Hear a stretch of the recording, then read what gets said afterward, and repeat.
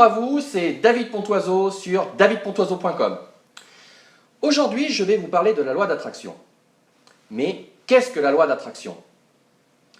Vous avez certainement entendu parler de la loi d'attraction, mais savez-vous comment elle fonctionne? La loi d'attraction est un terme moderne qui définit un résultat, ou plutôt le résultat de différentes pratiques, comme la PNL, la programmation neurolinguistique, l'hypnose, l'auto-hypnose, la méditation, les pensées positives et les prières. Bref, peu importe la manière ou les façons de programmer son cerveau pour obtenir quelque chose, la loi d'attraction est le résultat de cette programmation. Avez-vous déjà remarqué, lors d'une soirée où il y a plus de 100 personnes, vous ne connaissez que 2 personnes, que vous n'avez rencontrées qu'une seule fois? Sur les 100 personnes présentes, vous irez toujours voir ces 2 personnes. Vous serez attiré comme un aimant vers ces personnes. Pourquoi? Parce que vous les connaissez? Oui. Mais surtout parce que ce sont les seules personnes présentes dans votre esprit. Visualisation, automatisation, attraction. Cette loi part de 2 principes. La première, tout l'univers est constitué d'énergie et de fréquences. Nous avons même découvert que l'univers émet des sons. La deuxième, les hommes sont constitués d'énergie et émettent aussi des fréquences. Nos pensées, à travers nos émotions, émettent des fréquences. Nous sommes tous connectés à l'univers. Et si vous arrivez à faire correspondre la fréquence de vos pensées à celle de l'univers, alors le monde autour de nous change, pour qu'on obtienne ce que l'on veut.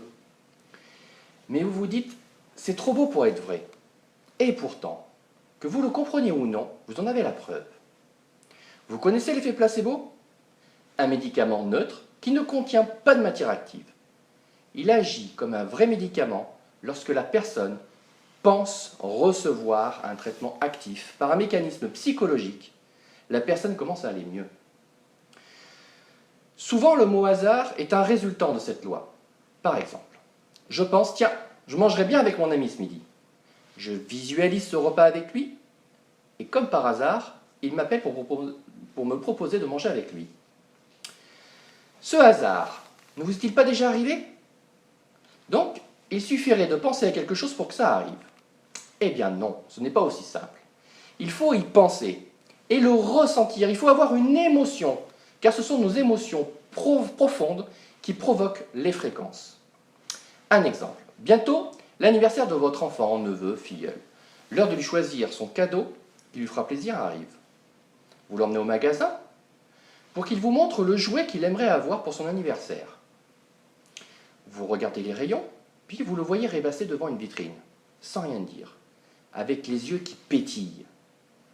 Mais, quand vous lui demandez alors « tu veux quoi ?», il ne vous parle pas de ce jouet qui le fait tant rêver, c'est juste un rêve pour lui, mais d'un jouet que tous ses copains possèdent, limite à se mettre en colère si vous lui proposez autre chose.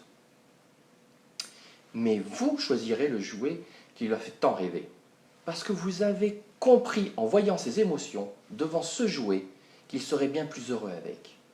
Et quand vous lui offrez ce jouet, vous voyez dans ses yeux larmoyants comme il est heureux d'avoir reçu ce jouet plutôt qu'un autre. La loi d'attraction vous a attiré vers ce jouet, car c'est ce qu'il voulait au plus profond de lui.